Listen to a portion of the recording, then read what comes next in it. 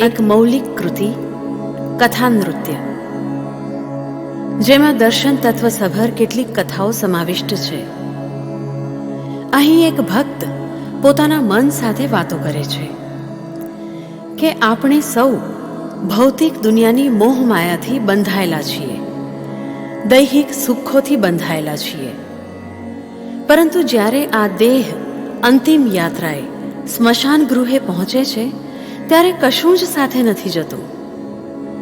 ખાલી હાથ જ આવ્યા હતા અને ખાલી હાથે જ જવાનું છે.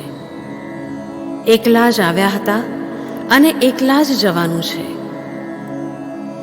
જીવન પર્યંત અર્જિત કરેલા નામ, દામ કે કામ કશુંય પાસે રહેતું નથી, સાથે જતું નથી.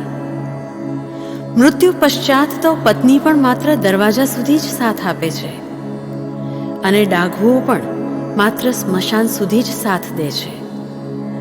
એ પછીની સફર તો આત્માએ એકલાએ જ કરવાની છે. તો પછી ભૌતિક સુખની પાછળની આવી આંધળી દોડ શા માટે? આવી અર્થહીન દડમજલ કરવાને બદલે જો જગન્નાથજીને શરણે જઈએ તો તેઓ આ ભવસાગર પાર કરાવશે, ઉદ્ધાર કરશે. જીવન મિથ્યા છે. જે શરીર સૌંદર્ય માટે મનમાં આટલો બધો અહંકાર આવે છે એ તો માત્ર હાડ માંસનું બંધારણ છે. આ મનખાદેહ પંચ તત્વોનો બનેલો છે અને પંચ મહાભૂતમાં જ લીન થઈ જવાનો છે. સાથે કશું જ નથી રહેવાનું, પરંતુ કરેલા પુણ્ય કર્મ આત્માની સાથે જરૂર સફર કરશે. તો ધન સંચય નહીં, પરંતુ પુણ્ય કર્મનો સંચય કરીએ. મનબોધ ચોતીસા. ભક્તચરણ દાસની આ રચના આજે પણ એટલી જ પ્રસ્તુત છે. પ્રસ્તુત ભજનમાં સાલ્વેગની કથા પણ વણી લેવામાં આવી છે. ભક્ત સાલ્વેગ ભગવાનજીના પરમ ભક્ત હતા, પરંતુ પોતે મુસલમાન હોવાના કારણે તેઓ મંદિરમાં પ્રવેશી શકતા ન હતા. એટલે માત્ર રથયાત્રા દરમિયાન જ તેમને ભગવાનના દર્શન થતા હતા.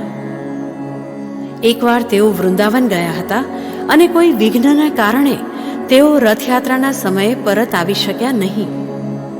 તો રથયાત્રાના રથ અટકી ગયા.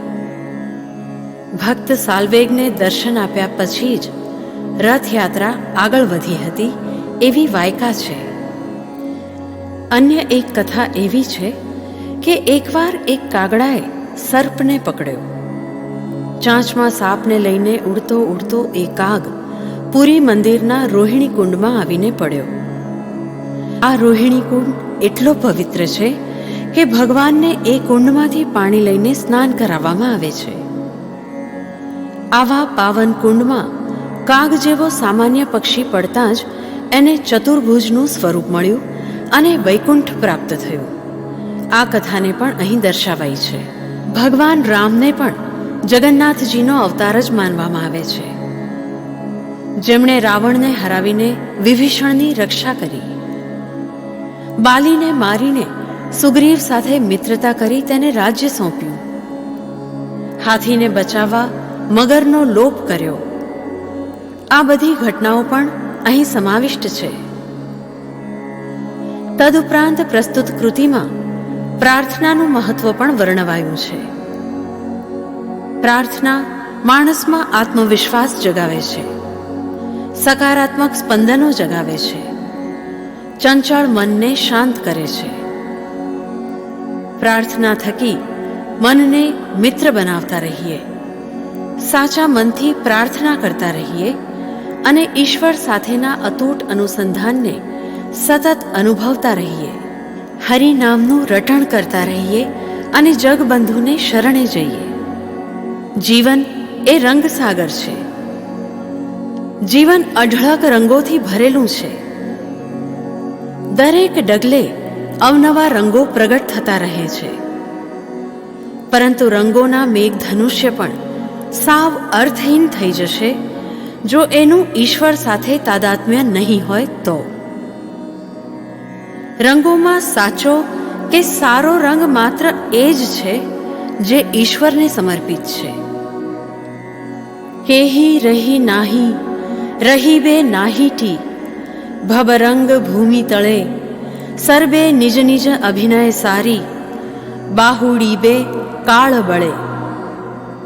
આ સુંદર પંક્તિઓનો સાર છે કે જીવન એક રંગમંચ છે, જેમાં સૌ કોઈએ પોતપોતાના પાત્રને ભજવવાનું છે. સૌ કોઈએ રંગમંચ ઉપર નિયત સમયે પ્રવેશ કરવાનો છે, પોતાને સોંપાયેલ પાત્રને પૂરેપૂરો ન્યાય આપવાનો છે અને ચોક્કસ સમયે રંગમંચને છોડીને પ્રસ્થાન કરવાનું છે. આપણો સમય પૂરો થતાં કાળક્રમે આપણે પણ નીકળી જ જવાનું છે. તમે કે હું કોઈ જ રહેવાનું નથી, કશું જ રહેવાનું નથી. તો પછી આ બધી નિરર્થક પળોજણ છોડીને ભગવાનના શરણે જઈએ. કૃષ્ણાય નમઃ, ગોવિંદાય નમઃ, જગન્નાથાય નમઃ. માણીએ આ નવીન કલાકૃતિને. કથા નૃત્ય જગન્નાથ મહિમા.